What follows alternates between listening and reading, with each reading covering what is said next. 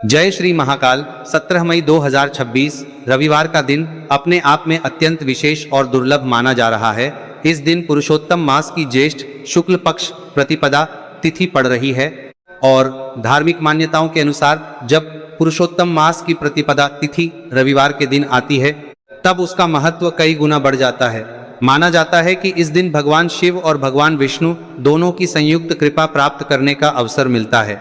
देखिए, इस उपाय में कुल 4 चीजों की आवश्यकता होती है, लेकिन इन 4 साधारण दिखने वाली चीजों का धार्मिक और आध्यात्मिक महत्व बहुत गहरा माना गया है। सबसे पहली सामग्री है एक बेलपत्र। आप सभी लोग जानते हैं कि बेलपत्र भगवान शिव को अत्यंत प्रिय माना जाता है। धार्मिक मान्यताओं के अनुसार बेलपत्र अर्पित किए बिना शिव पूजा अधूरी मानी जाती है।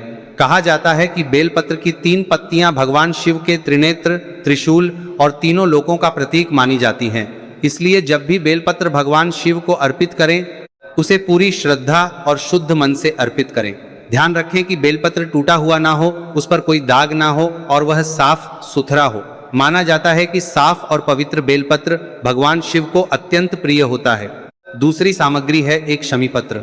शमी पत्र का भी सनातन धर्म में बहुत विशेष महत्व बताया गया है। शमी वृक्ष को सकारात्मक ऊर्जा और शांति का प्रतीक माना जाता है। कई धार्मिक ग्रंथों में शमी वृक्ष का उल्लेख मिलता है और ऐसा कहा जाता है कि शमी पत्र चढ़ाने से जीवन की नकारात्मकता धीरे धीरे कम होने लगती है और मन में स्थिरता आती है। इसलिए इस उपाय में शमी पत्र का प्रयोग विशेष रूप से किया जाता है। तीसरी सामग्री है एक लाल फूल। लाल रंग ऊर्जा, शक्ति, आत्मविश्वास और सकारात्मक परिवर्तन का प्रतीक माना जाता है। इस उपाय में लाल फूल का प्रयोग इसलिए किया जाता है क्योंकि यह जीवन में उत्साह, साहस और आगे बढ़ने की प्रेरणा का प्रतीक माना जाता है। आप कोई भी ऐसा लाल फूल ले सकते हैं जो भगवान शिव को अर्पित किया जा सके, जैसे लाल गुलाब या अन्य पवित्र पुष्प। लेकिन ध्यान रहे कि फूल ताजा हो, मुरझाया हुआ ना हो और श्रद्धा से लाया गया हो। चौथी और अंतिम सामग्री है एक सफेद फूल। सफेद रंग शांति, पवित्रता और मानसिक स्थिरता का प्रतीक माना जाता है। धार्मिक मान्यताओं के अनुसार सफेद फूल मन को शांत करने और सकारात्मक ऊर्जा को आकर्षित करने वाला माना जाता है। लेकिन यहाँ एक बात का विशेष रूप से ध्यान रखना चाहिए कि सफेद फूल लेते समय केतकी का फूल प्रयोग नहीं करना चाहिए, क्योंकि शिव पूजा में केतकी के फूल का प्रयोग वर्जित माना गया है। इसलिए कोई भी अन्य सफेद पुष्प जैसे चमेली, मोगरा या सफेद गुलाब प्रयोग किया जा सकता है। अब यहाँ एक बहुत महत्वपूर्ण बात समझिए। अक्सर लोग मंदिर केवल अपनी इच्छा पूरी करवाने जाते हैं। कोई धन मांगता है, कोई सफलता मांगता है, कोई समस्या दूर करने की प्रार्थना करता है। लेकिन वास्तव में भगवान के पास केवल मांगने नहीं बल्कि धन्यवाद देने और श्रद्धा प्रकट करने भी जाना चाहिए।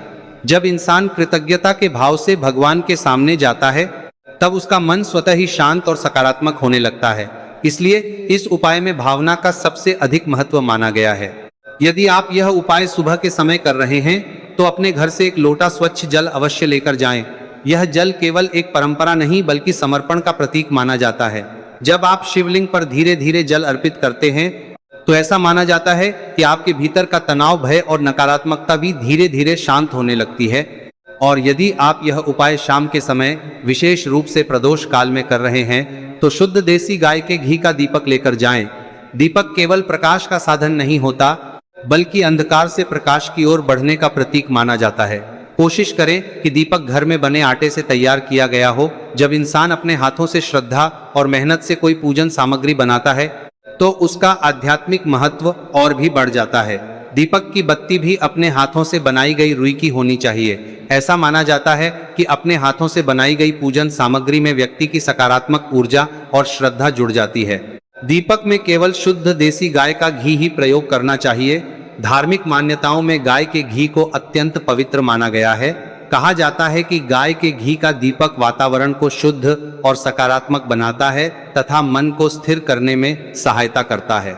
इसलिए इस उपाय में शुद्धता और सात्विकता का विशेष ध्यान रखना चाहिए। अब उपाय की विधि को समझते हैं। जब आप मंदिर पहुंच जाएं तो सबसे पहले भगवान शिव की सामान्य पूजा करें, जल अर्पित करें, दीपक जलाएं, हाथ जोड़कर प्रणाम करें और कुछ क्षण शांत होकर वहां के वातावरण को महसूस करें। जल्दबाजी बिल्कुल ना करें, क्योंकि पूजा केवल क्रिया नहीं बल्कि मन को शांत करने और ईश्वर से जुड़ने का माध्यम मानी जाती है। उसके बाद शिवलिंग के पास बैठकर इस उपाय को आरंभ करें। सबसे पहले बेलपत्र श्रद्धा से अर्पित करें, फिर शमी पत्र चढ़ाएं। उसके बाद लाल फूल भगवान शिव को समर्पित करें और अंत में सफेद फूल अर्पित करें। इन सभी सामग्री को चढ़ाते समय भगवान शिव और भगवान विष्णु दोनों का स्मरण करें। शांत मन से अपनी मनोकामना बोलें, अपने दुख, परेशानियां और मन की बातें ईश्वर के सामने व्यक्त करें।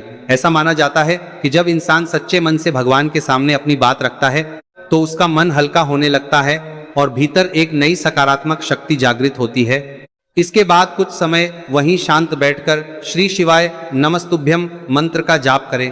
मंत्र जाप करते समय अपने मन को शांत रखें और केवल भगवान के स्मरण में ध्यान लगाएं। अगर आपको यह जानकारी अच्छी लगी हो तो वीडियो को लाइक जरूर करें, परिवार के साथ शेयर करें